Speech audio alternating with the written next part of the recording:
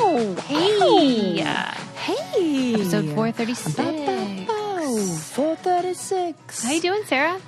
I'm feeling relaxed. I'm feeling breezy. Breezy.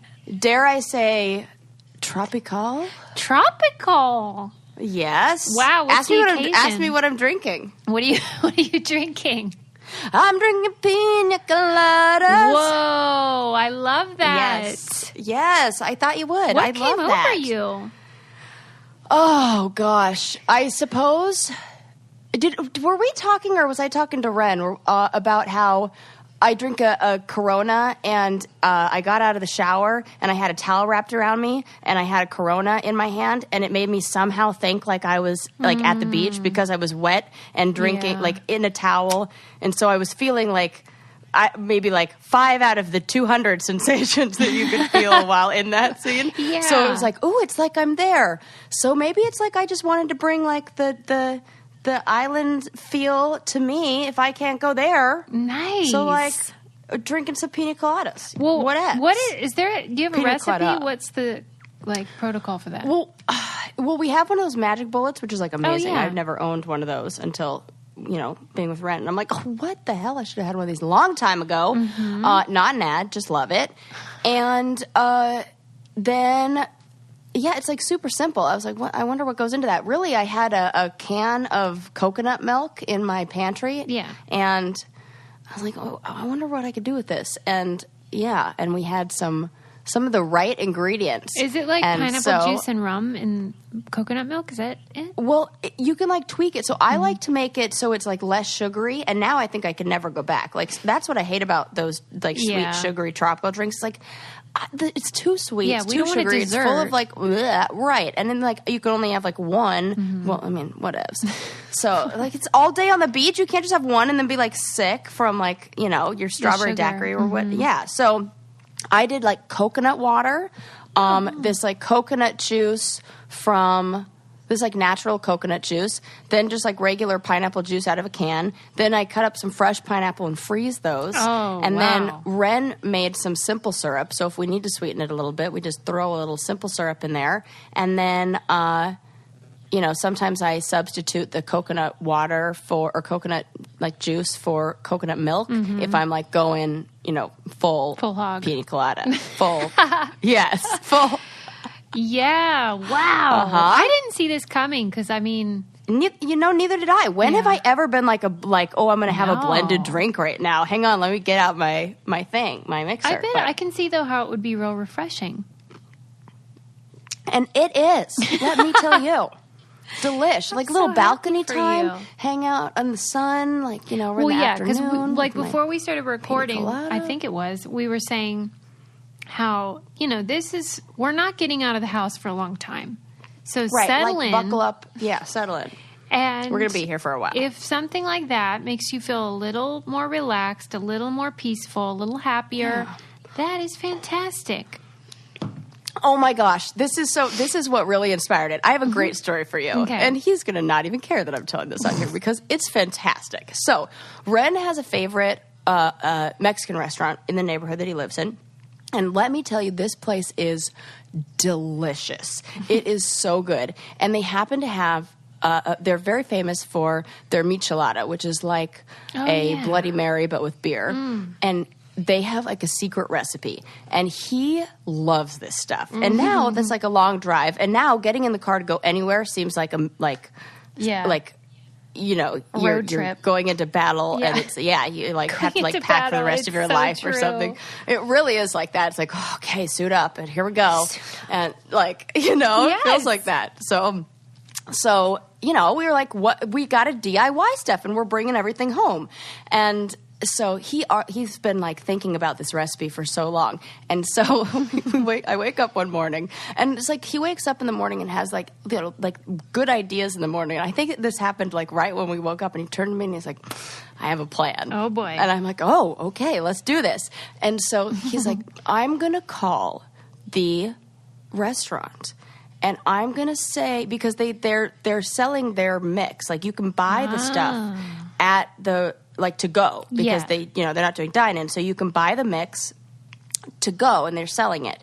And he's like, okay, I'm going to tell them that I'm throwing, like, how do I get the recipe? How do I get the recipe for that? I'm going to tell them I'm throwing a party. Love it. And I'm going to say I want to make sure that people, like, I take care of any allergies. Oh, my God. Like, just for my family. I'm like, this is genius. That is genius. This is the best idea, because then we think there's going to be like maybe sometimes some shellfish in there, some like clamato. They're definitely going to tell us. Oyster sauce, oyster sauce, a whole bunch of stuff. Yes, all of that. And so, like, I am so for it. We, like, practice. We run through a script. Yep. We, like, have it written down. And then he's like, okay, it's going to be 4th of July party. I'm like, no, too many details. Like, keep it simple. True. Like, it's seriously like we were planning a heist. And I started getting so nervous and so excited about this. So we're like, okay, here we go. Okay, time to do it. And he's like, so good. He calls. Come on, I'm not going to do this stuff. Yeah. I'm terrified. I can barely use the telephone as it is. Either. I'm the worst at thank you. Yes, this is really not good for me. But I'm such a supporter of this. And so he calls and he tells him, let me tell you, locked boxes. Oh my God, really? Did not even work a little bit. Like, straight up, we can't give that away. Oh my goodness. Yeah. Okay. It does have, maybe I think the information was it does have some seafood products in it or something. Okay. But and then I think it was a you show me yours, I'll show you mine kind of thing. Like well, what's what the allergy? Yep. No. And I was like, okay, I think we had planned for that too.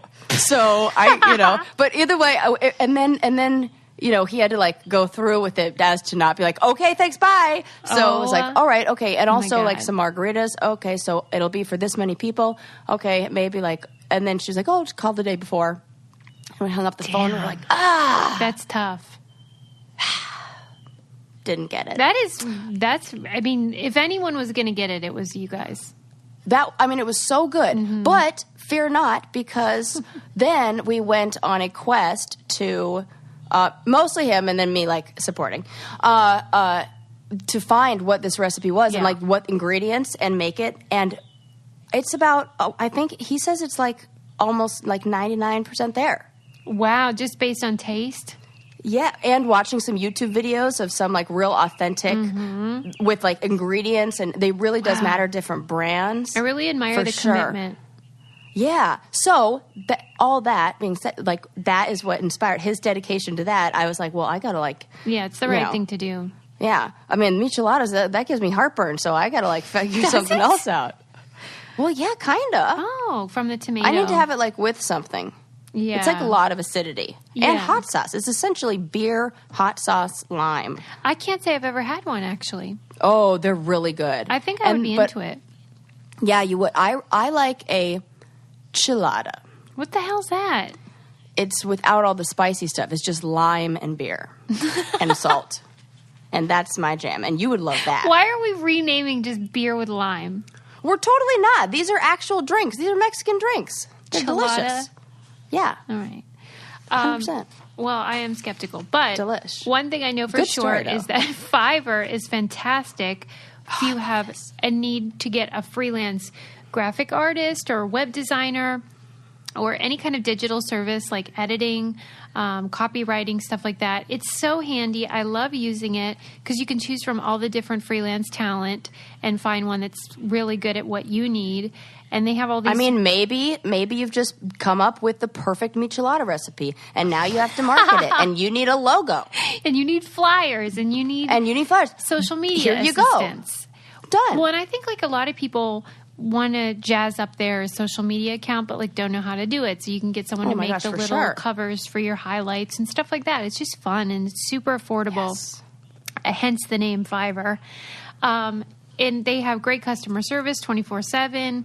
All that jazz. You should check out Fiverr.com and you'll receive 10% off your first order by using our code BRAINCANDY. Find all the digital services you need in one place at Fiverr.com, code BRAINCANDY. Again, that's Fiverr.com, code BRAINCANDY. All right. Well, cheers to Sarah because she's having a nice drink. Because I like pina coladas. Right. I didn't know you did. I'm so happy that you have a signature drink. I didn't know I did either, but I really do. Well, that is my signature drink. Do you share my enthusiasm for Unsolved Mysteries coming back. Okay. I heard this, and I'm like, oh, this is right up my alley. Yeah. I love things that are unsolved, also things that are solved. I like things that are unsolved. Right. And I also love mysteries. Right. Which, there's a big overlap there. Yeah, right. That name is redundant. No, I think they could be two separate things. Now that you say this, but this is freaking cracking me up. I can't even breathe right now. They should have a spin-off called Solved Mysteries. Mysteries, solved. Case closed. That is so funny. I'm dying. Oh, gosh, you're going to make me spit out my pina colada. Right, it's kicking in. The rum went to her head. Okay, Okay, so if you're not aware, Unsolved Mysteries has been rebooted and is now on Netflix. Definitely watch it. Here's why. Yes. Were you a viewer when you were young? Yes. Okay. Yes. So you know what's fantastic about Unsolved Mysteries. It was on like in the 80s and 90s. And Robert Stack. I love his voice. Oh. Yes. Well, R.I.P. Robert Stack, but... But it is a fitting tribute because they didn't replace him with anybody. They don't have a host now. And I think they did it perfectly in terms of reboot because the concept is the same. Even the music is the same, which that's it. I'm into it. I want to hear that. Dun, dun, yes, dun, I totally miss it. Dun, dun, dun, dun, yeah. dun, and it's so creepy, and you like feel it. It's visceral. I'm getting chills right now. Well, I had read, there was an article on InsideHook.com about how Unsolved Mysteries made us all conspiracy theorists, and I would have to agree because they did such a great job on the original series of like, oh wait, the birds are back. Should I shut the door? Yeah, no joke. For somebody who hates whistling, no, it's so hot. That's all. You sure did tolerate that for a while. Let me shut it. Hold on. Because that was kind of driving me crazy. And then I was like, dang, if I don't like the actual bird, I don't know how I'll feel about these bird people after all. Wait, I couldn't hear you. What did you say? Oh, nothing. It's before the birds weren't out, so I'm like, I'm going to leave the door open until I can hear them. I'm sorry about that. Okay. I was talking about how that would annoy me. That bird annoys me, so I can't believe that the bird people don't annoy me. I'm so sorry. So, in throwback to previously mentioned. Because the way that Unsolved Mysteries worked back in the day was that they would present either like a case or just something weird like Amelia Earhart's disappearance, like something historical like that, the Bermuda Triangle, any kind of phenomena that are unexplained. And they never actually said, hey, it's not like Making a Murderer or something where they're actually saying, we don't think this guy did it. They're just presenting the situation and then leave it to you to sort of conclude what you think, which I think is a genius approach. Ooh, okay. Yeah. Now it takes me right back in my mind. Me too. I almost feel like holding my breath listening to. I've always loved that show. I'm so glad it's back. And now the way that they rebooted, like I said, they don't have a host, but it's only one mystery per episode, which I think is really good for current climate and how we all binge or whatever. Because we get so invested. I would be sad if it were only 10 minutes each. So it's great. There's come on, you need way more time. And they're still doing such a good job of they're not telling you what to believe. They're just saying, "Here's the situation. What do you think?" So tell me some of the subjects that they have. The first one was about a guy who was happily married, newly married, just a guy with no mental health issues or anything.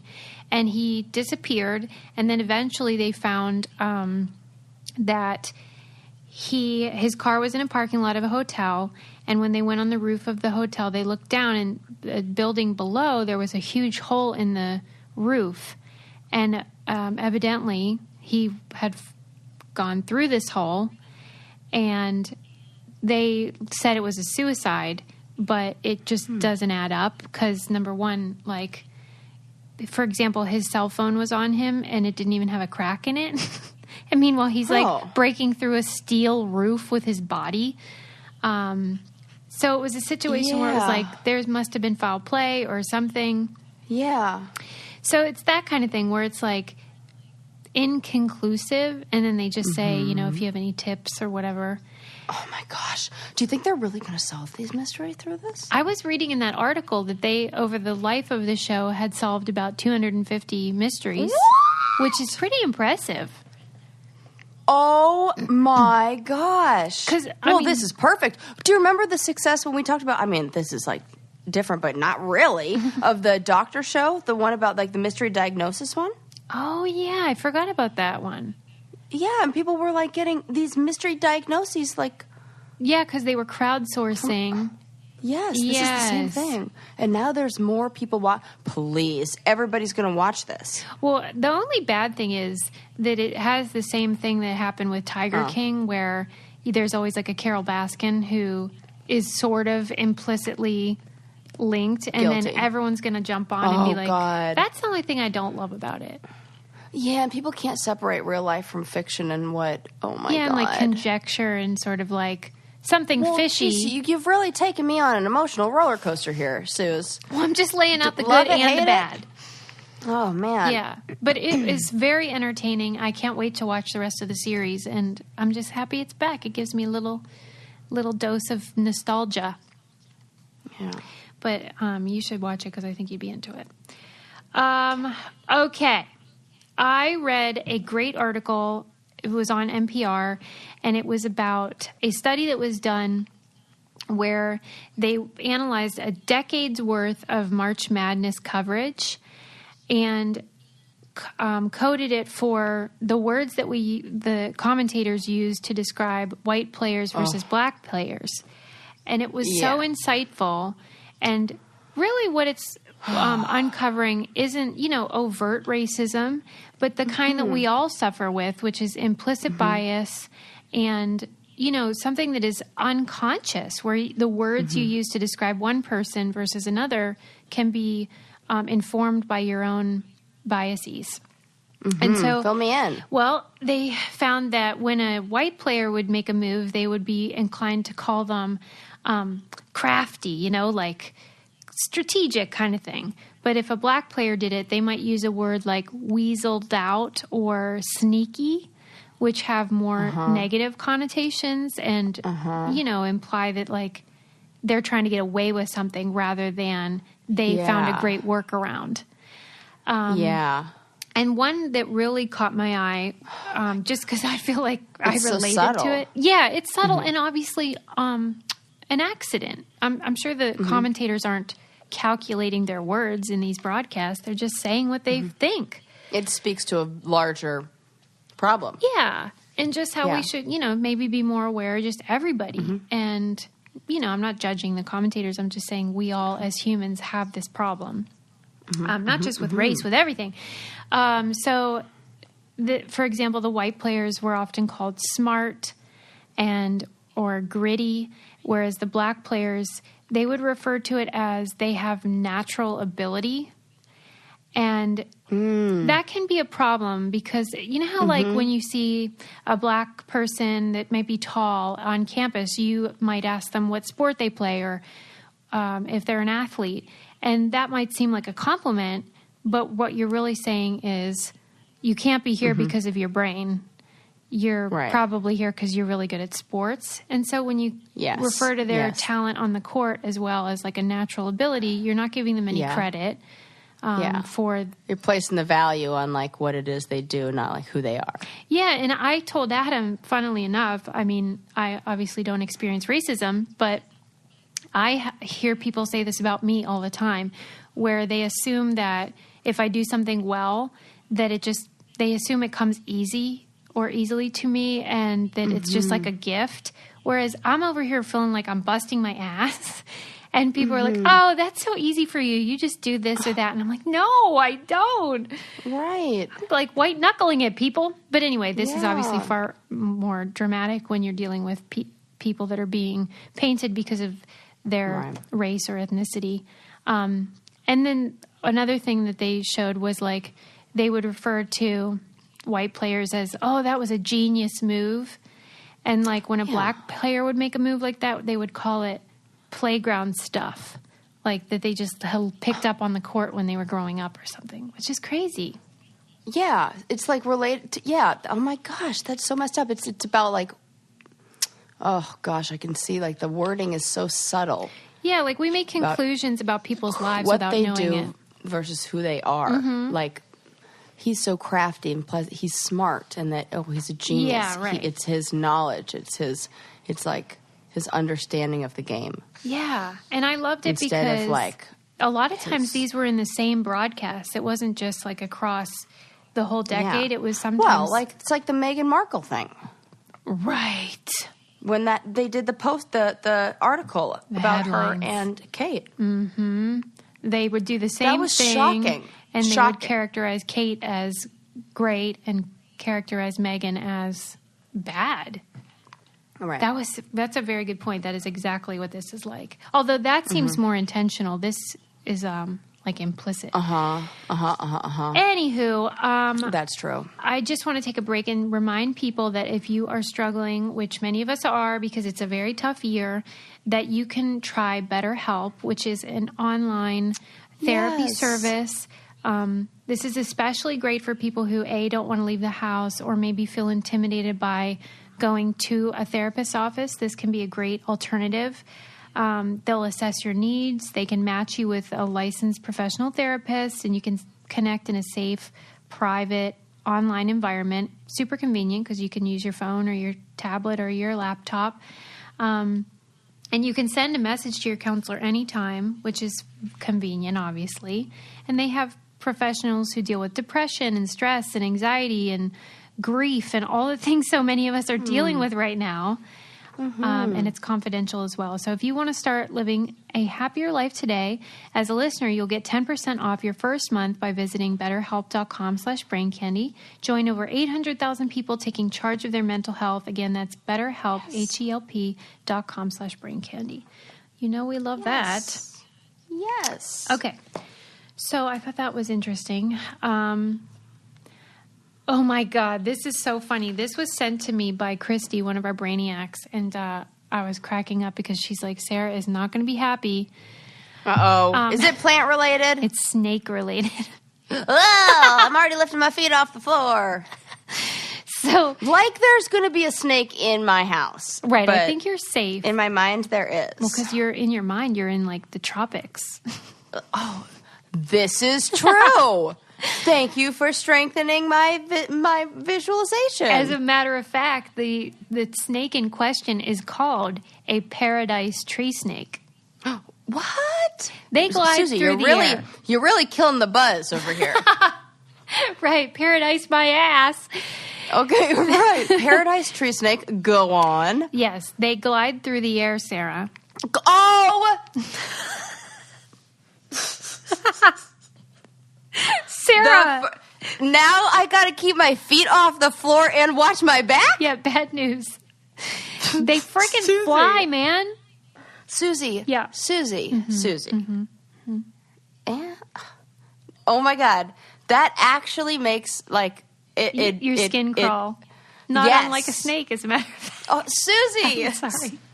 I'm freaking. Okay. That is so bad. And the worst is that the more I think about how I creeped out I get, it's like doubling down on it. And it's like making it worse. So really I need to feel like pina colada. Well, it's so gross. They were trying to study. Oh my God. Whew. You know how the thing that makes us hate snakes, as Sarah often points out, slithering. What do you hate more, slithering or scurrying? Oh my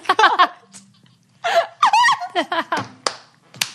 Like if you had to say which was worse, I would say slithering. Oh my God. Okay, Kay. You're great. I might explode. Like You're this dying. might be. I'm dying. I'm actually. I would have to actually think about that. Okay. Which is worse? Mull that over. My instinct is to go with, because when I think of scurrying and I think of multiple things scurrying, it's the worst ever. Oh, like a pack of one scurrying? thing, right? Yeah, like one thing scurrying and one thing slithering. Slithering's grosser. Yeah, I think but so. But the second you involve multiple things scurrying at you, it what if you have multiple slitherers? I try not to consider that for my own mental health. Oh my gosh. This phobia is real. You need exposure therapy, I think. No. I mean, just think about it. Because here's the thing. It's not, I don't avoid anything. I don't fit any of the. Oh, right. If I just don't like it. There are people who, it's the same as like, would you like to be in a room with a fork scraping across a plate? Yeah. Ooh, and then like nails on the chalkboard. No. Yeah. That's gross. Okay, good point. So I'm just like a good visualizer and have like a good imagination. Thank you, Mom. Mm-hmm. So I think that is the problem is that, and so it looks like I freak out more than I do, but really I can fucking handle it. I was on the Venice boardwalk. Look at, I'm like trying to like, and there was a snake, and I told, remember when I told you? Yeah, you've talked about it twice. It clearly had an effect. I just need to bring up the most recent interaction I've had, and I haven't had many. Well, these bozos are studying, you know how, the slithering has a name. It's called undulating. And that makes it grosser. Stop.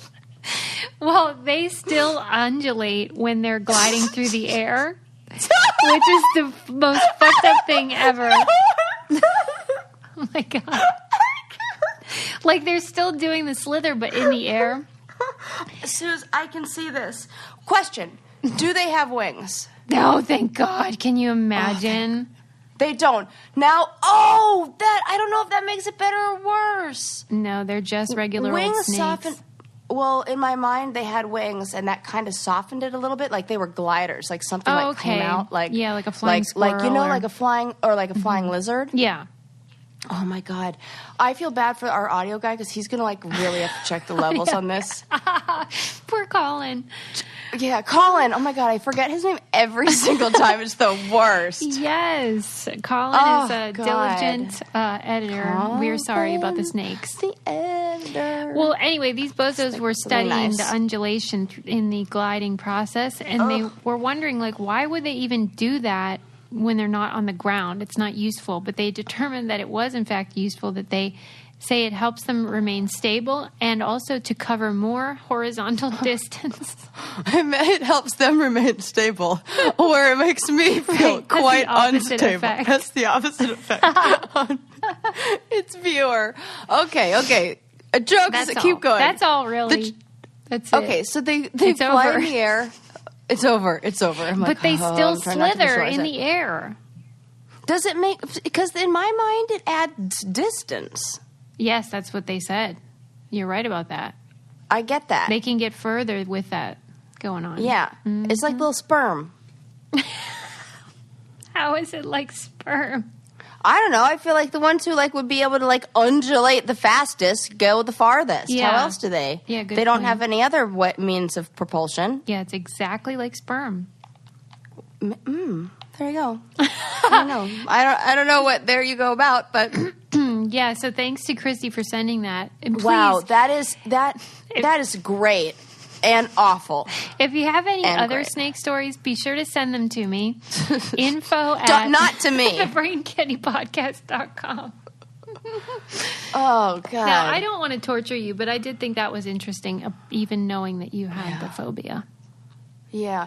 I know where it comes from. Oh, where? Men? When I was... Men. Oh, my God. Like their penis. Oh. This what I thought. I didn't even think... Well, oh, my God. You're making the... Well, now I absolutely know what... Because this is the explanation I had come up with in my mind, and now it all makes sense. Okay. And I think maybe we've talked about this before. Maybe. We'll see. This is always like therapy. Okay, so when I was going through really awful stuff like that would involve a penis being sexually abused, it was also at the same time the movie The Craft came out. Oh. And there was a scene from The Craft where she wakes up in bed and the floor is covered with snakes. Oh, and my. This was at the time where I was in a bunk bed on the second level, like on the top but like there was no bunk bed underneath me and there was just a top bunk bed. And I would have nightmares of this waking up and there being snakes coming up. Oh my God, Susie, that's awful. Yes. Now that totally makes sense because then I'd never even thought, wow. Maybe Freud was right. Dude, that is, I don't know, but that is an interesting thing. That's very freeing because then I'm like, oh, okay, yeah, that's informative. Now I understand even more why. So I can let that go. Well, I mean, seriously, if you're ever wondering... I do need exposure therapy. With snakes, not penises. I want the penis exposure therapy. That's funny. No, yeah. If you ever like, I don't know why I have this problem in my life, the answer is always the patriarchy. So that's just a nice shortcut for sure for you. is. For sure is. It's funny, my pina colada cup is sitting next to my coffee cup from our earlier episodes that says, give me a refill. The patriarchy isn't going to fight itself. Yes. So I'm for that. Yeah, Ren's very good about the refills. I'm grateful for that. Oh, he really is. You're probably going to want refills as well of a new partner that we're working with called Magic Spoon, which is cereal. Love cereal. I love it too. Okay, so we've talked about cereal on here before and how we're kind of obsessed with it, but we feel guilty because it's a naughty treat a little bit, because they're usually loaded with sugar and you feel bad about it. And our listeners wanted cereal that's yummy, but also not bad for you. And so we found a company for you. It's called Magic Spoon. It has 0 sugar, 11 grams of protein. They have 4 flavors: cocoa, fruity, frosted, blueberry. Cocoa and frosted are my favorite. It tastes amazing, and it takes me back to my childhood, which is, we keep talking about nostalgia on here, and this is doing it for me. Keto-friendly, gluten-free, grain-free, soy-free, low-carb, and GMO-free. Just go to magicspoon.com/braincandy to grab a variety pack and try it today. And be sure to use our promo code BRAINCANDY at checkout to get free shipping. Magic Spoon is so confident in their product. It's backed with 100% happiness guarantee. So you don't have to, if you don't like it for any reason, they'll refund your money, no questions asked. That's magicspoon.com/braincandy and use the code BRAINCANDY for free shipping. Thank you, Magic Spoon, for working with us. Isn't it good though, Sarah? Listen, I can have cereal not just for breakfast. It's like also a nighttime snack as well. That's my favorite time to eat it. The only thing that would be better is if we could somehow add it to our nightstand snack collection. Oh, that's a perfect We just need shelf-stable milk and we'll be in business. Yes. Okay, I'll work on that. Okay, this is just a quick little article that I found that I thought you would like because you love a good camp. And yes, this was it's on outsideonline.com, and it was just like why we always will love campfires. And who doesn't love a campfire? No one. If you don't love campfires or dogs or what else is in that category? Yeah, there's or certain like animals. Things we'll just say animals. It should be you unanimous. You don't have to love dogs, but campfires, animals. There are probably other things, but definitely campfires. This was an interesting hypothesis that I think is accurate, and I want to know if you would agree. They were making the argument that the reason why we're drawn to campfires, and really fire in general, like candles and stuff, is that, it's like obviously evolutionarily we're looking for warmth and stuff like that. So that makes sense. But they were arguing... it's symbolic of people coming together. Yeah, there's so many great things about it. And then they were arguing that's why we're drawn to screens, that we're really looking for fire. No way. Because then they made the analogy of like, let's say there's a TV on and you're in a room, like even if it's a bar, the flicker simulates fire. Well, and here's the thing. The one thing that I have found to be more powerfully, that draws me more power, like in a more powerful way than my screen, is the fucking campfire. Right? Me too.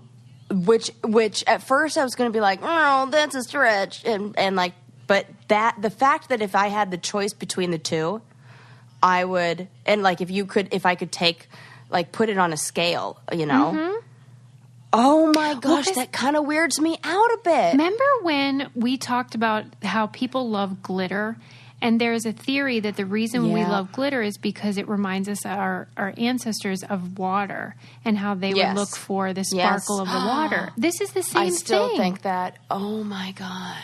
And it's saying, I can see this. Yeah, me too. It made me so happy. And then it said maybe when we crave to look at our screens, what we're really craving is nature. Yeah. Oh. Do you love it? Yes. I knew you would. Oh.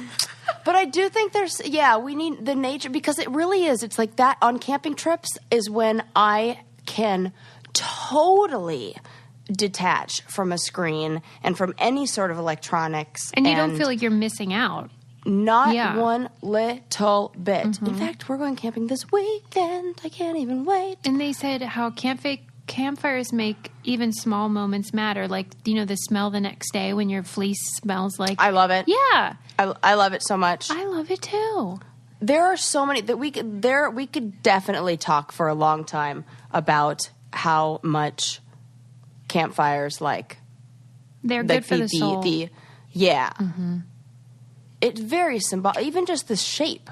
Why? And everybody looking at each other. Yeah, right. Like the circle and sitting around it. Yeah. And then also all the symbols for what it provides. And good point. Even just making it. And that is like a task. And then it's like a task where you have success at the end. So that feels good. Yeah. It's like payoff. The person that wrote the article was from LA, but they had moved to Alaska. And they were talking about that very thing, about how... they wanted to start the fire and it would take them forever and it was a huge process. And then they'd see like a little kid who had lived there all their life. Just quick, like no big whoop, just make a quick fire. Oh my gosh. But it is such a special thing. And I loved having it synthesized in that way because I've never thought about it. But it's probably the only thing about me that is outdoorsy is that I love a fire pit, campfire, any of that. Well, and you're musical, so you're the best kind of person to have at a campfire. Kumbaya, my lord. See? Oh, perfect. Yeah, that's like where our interests overlap is, I think, campfires. Yes, at a campfire. Maybe when you come over, we'll have a little, roast some marshmallows situation. I'll tell you, I have been really missing a s'more. I said that to Ren the other day. Because we've been making candles I love doing that. Yeah, who knew? It's so easy.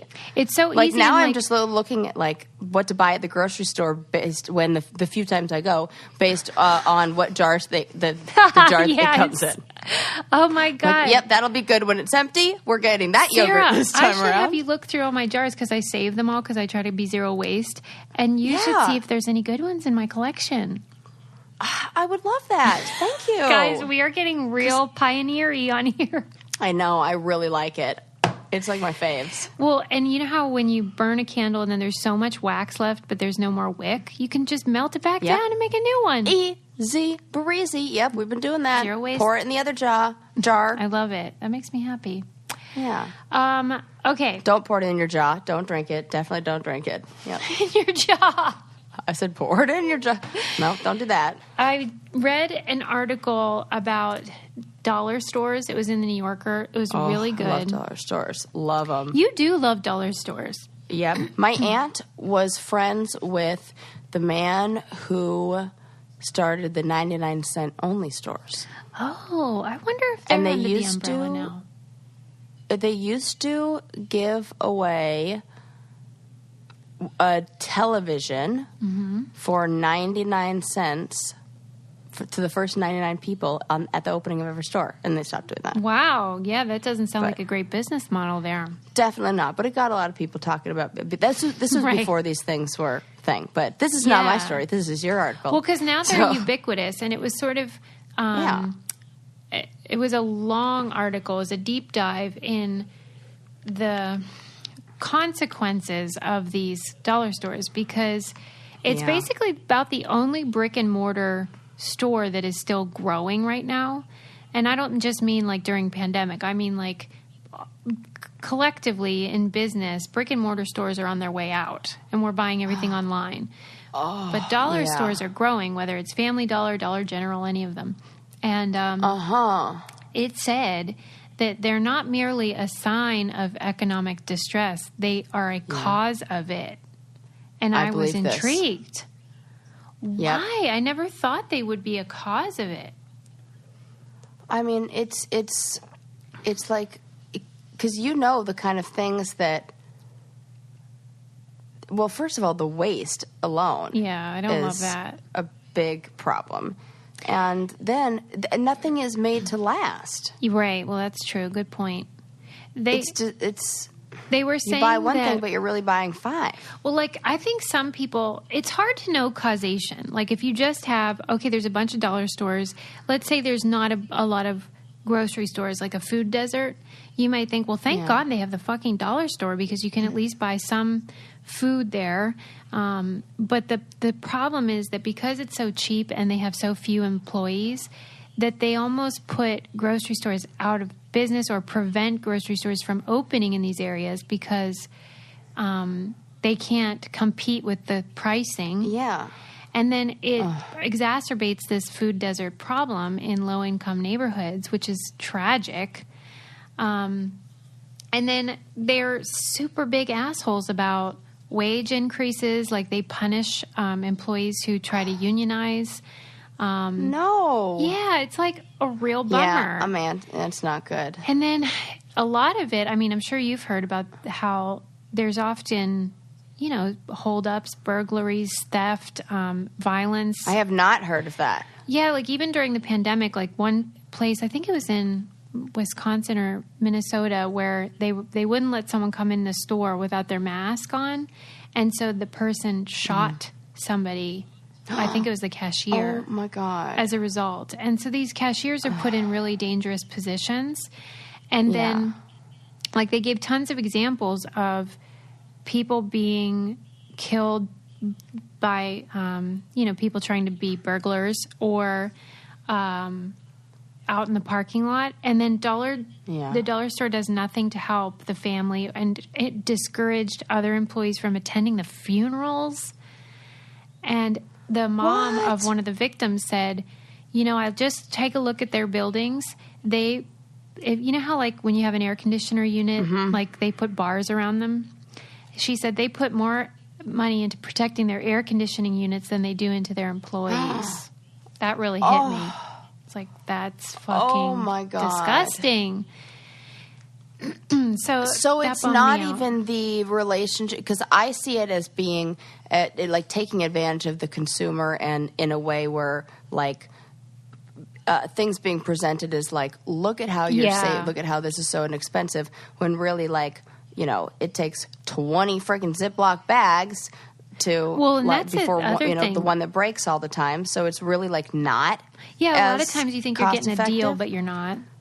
But it's really the environment that you're saying that this is saying it creates. Well, they're so obsessed with maintaining the dollar pricing that they sacrifice every single thing for the bottom line, including people. And I never thought about that. Well, I can't ever shop there. Oh, you're so sweet. I mean, maybe 99-cent store is better. Sure. I know. That's a real easy one, because I was even thinking about the kind of stuff that now I, like, would buy there, and it's all stuff like party supplies and things like that. They said that white people go in there and just get, like, party supplies or, like, holiday items, basically things that are disposable. Yeah, and that's gross. The people that are being really badly affected are the ones that rely on it for true needs. Yes, and that's why it's gross. Yeah. Yep. Okay. Bad. Very bad. We solved that, everybody. I'm done. I know. You know. What a bummer. I'll send you the article. It's really long, but it was like an eye opener. I just never knew, and I never thought about it. Yep. Well, you know what? This is it. We'll go back to cool hand-drawn signs that say happy birthday. Well, and that's another thing. Like, if you really do want to be more conscientious about environmentalism, that's probably not the best store for that. No, exactly. Yeah. Totally not. The worst. Just something to think about. But I also read an article about the miracle of grocery stores, and it was so fun to read, because you don't realize what a blessing it is if you live in an area with great grocery stores and quality food. you take it for granted. But this was just sort of unpacking a little bit of why they're so awesome. I mean, when you think about what goes into getting you even like all the fresh produce exactly at the right moment, all year round, even though produce isn't in season all year round, and the miracle of how clean it is and how, you know, whether it's meat. Because I can't even keep my refrigerator, my own refrigerator and pantry looking that organized. Right. It made and me that's stop like and one think. gigantic refrigerator and pantry, and that's very organized. Yeah. It was sort of like... That's funny. Going through... Especially during the pandemic, we've sort of newly become fascinated again with grocery stores because we're having to deal with all kinds of new issues regarding food availability, et cetera. And it was just talking about even how when food is sourced for a restaurant, it doesn't matter if it's beautiful because they're going to cook it before you see Chop it up. Whereas, you know, of course, at grocery stores, everybody wants a beautiful apple with no blemishes. And how even though we're aware that that's a problem, you know, the imperfect produce is going to waste, human beings are fucking hard to teach about that. And we really, if we get the choice between a perfect apple and a apple that's weirdly shaped but equally delicious, we're going to choose the perfect one. Well, we're fighting biology there. Yeah, we are. You can't help it. Yeah, and it's causing problems. That's the thing that tells us in our brain this is the healthiest for us. It's like in a subtle way. So I get that. Oh, I get it. It's just shitty. But what's good is if those like how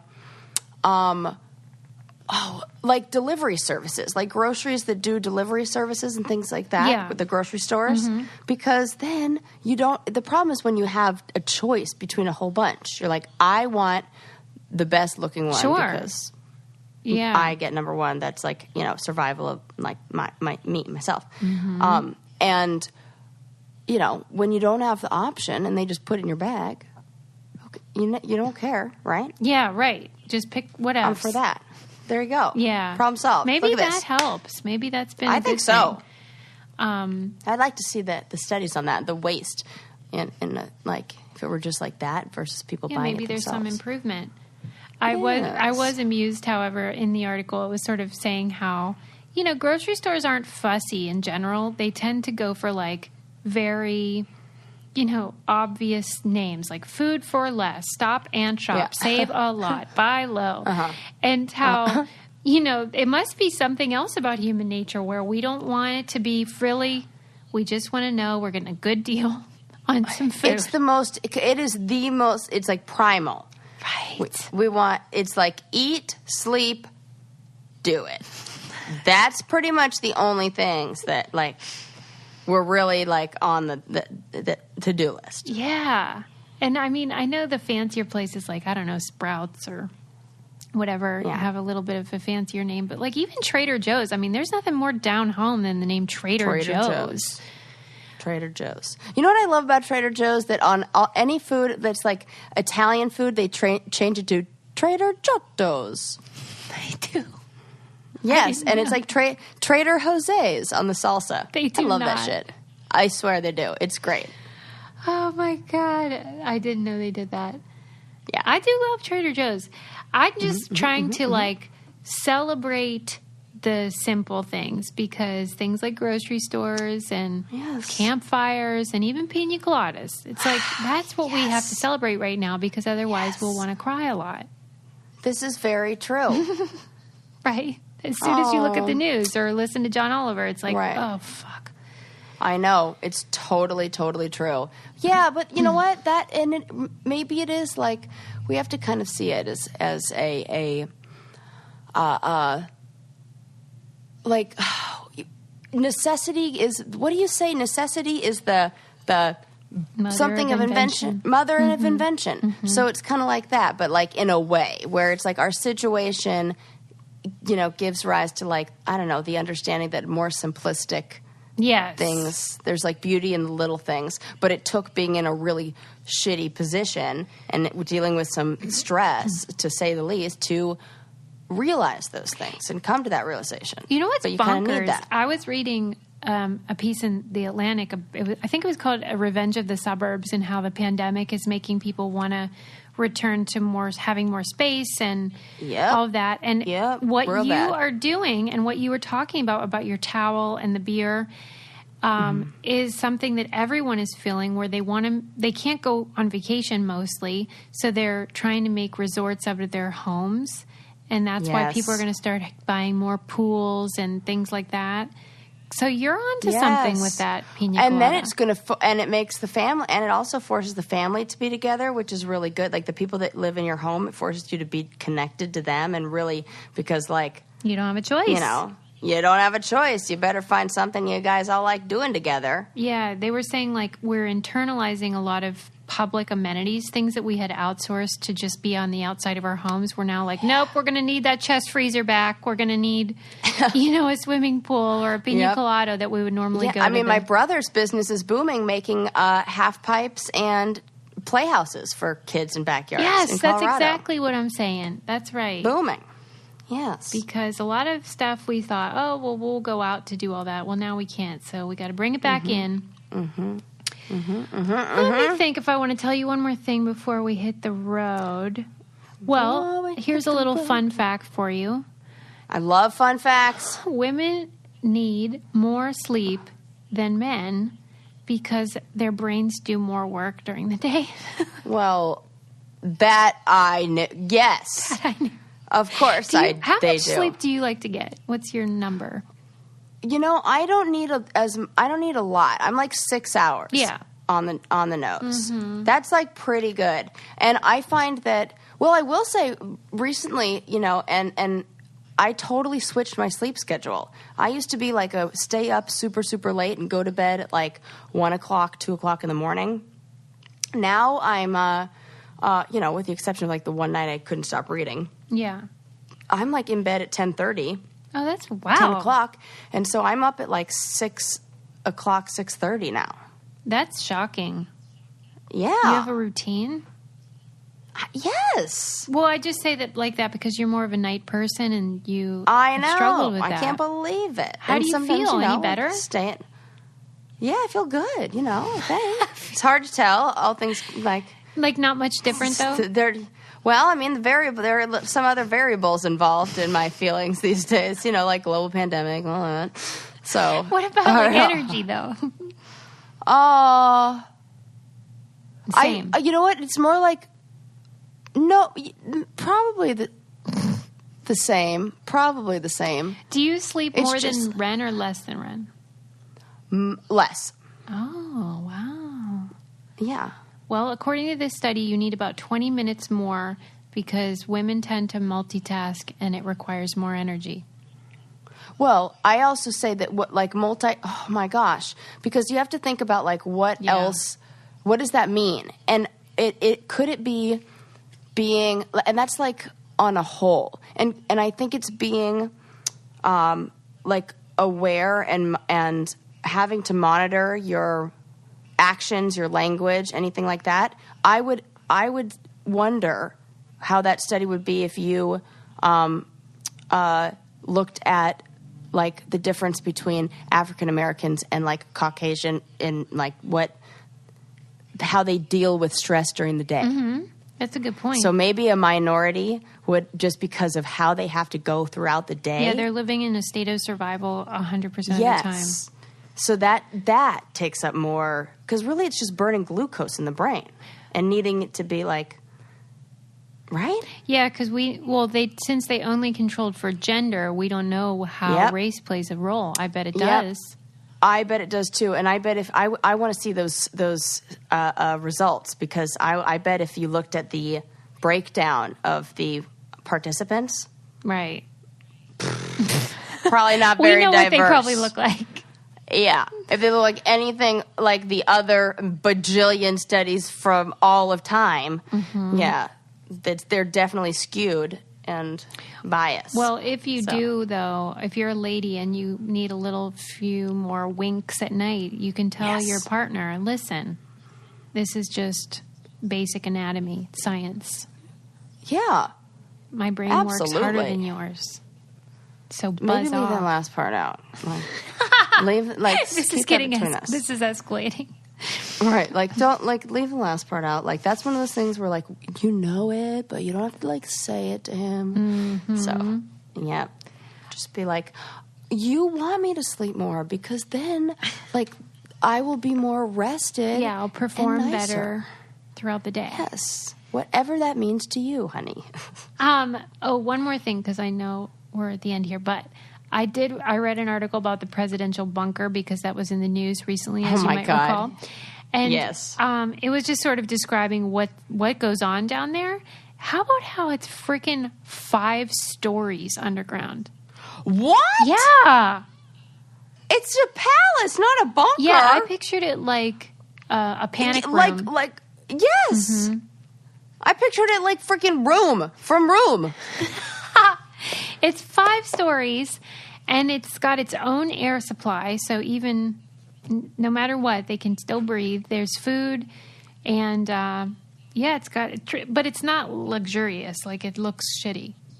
Because Laura Bush went down there during 9/11, and she included a discussion about it in her memoir.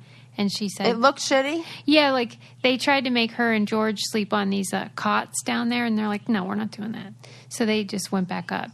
But she said it's just very, it's just concrete and wires and stuff. It's not fun. Well, you had it in my head that it was I said it was big. I didn't say it was beautiful. Okay. You're getting mad. I guarantee you Trump is going to change that, or has. Right now it's all gold. It's got a golden toilet. The gilded bunker. I know. For sure. He likes it down there. What is this? Yes. Oh, my God. I did not know that it was... I mean, I don't know why I didn't think that there was... This is going to sound dumb. That there was an actual bunker. What do you mean? When did... I didn't know. I thought they were just saying as in, he's scared. Hunkered down in there. Oh. Yeah. Yeah, it's a real place. Yeah, I mean, I get that. I now very much understand why a president would need a bunker, but... Yeah, all the people... Because it wasn't always there. It was built... So gosh, stupid. It says in the article under what president it was built, but now I can't recall. Right. But it was... they had to have all the contractors sign NDAs and stuff. No one's really allowed to know the details of it. Yeah. Damn, 5 stories. There you go. That's what I got for you today. Campfires and pina coladas. Yeah, I'm really thinking that the people who did what is it called? Not Biosphere 2. Biosphere 2. Might want to team up with the bunker people. Yeah, they could really start something. Yeah. Mm-hmm. I like this idea. I'm just saying, I don't know what the future looks like. Maybe not Trump, because, he doesn't, nobody help him. No, but I love when he goes golfing. Yeah. I wish he golfed all the time. No tweeting, just golfing. Yeah. Don't forget to leave us a review. 5 stars. Yeah, 5 stars, please. Tell a friend. I think we should start reading them on the air, one per episode. Oh, my God. Let's. We'll because you know favorite. What? First of all, our listeners are hilarious. Yes, they are. And they always say really funny things in the there's Easter eggs in there. Yes, I was going to say they always give a little wink wink, but that is what they call it. The kids call it these days, Easter egg. So I'll be cool like Susie because she's in the know. Yeah, so I want to do that real bad. Okay, love this idea. Okay, we're going to implement that idea. Yep. All right, before we go, I wanted to give you the scoop on something. Listen to this. For too long, history lessons have glossed over the truly essential contributions women have made to history. Don't we know it? That's where Encyclopedia Womanica comes in. This podcast from Wonder Media Network aims to change the narrative by introducing the pioneers, scientists, chefs, and more from antiquity to today who've shaped our society. Every weekday, host Jenny Kaplan dives into the trials, tragedies, and triumphs of this diverse group of groundbreaking women. And the best part is, each episode is only 5 minutes long. You have 5 minutes? The bite-sized episodes pack painstakingly researched content into fun, entertaining, and addictive daily adventures. You may or may not already know these women, but you definitely should. Subscribe to Encyclopedia Womanica wherever you get your podcasts. We love you guys. See you next time. Bye. Bye.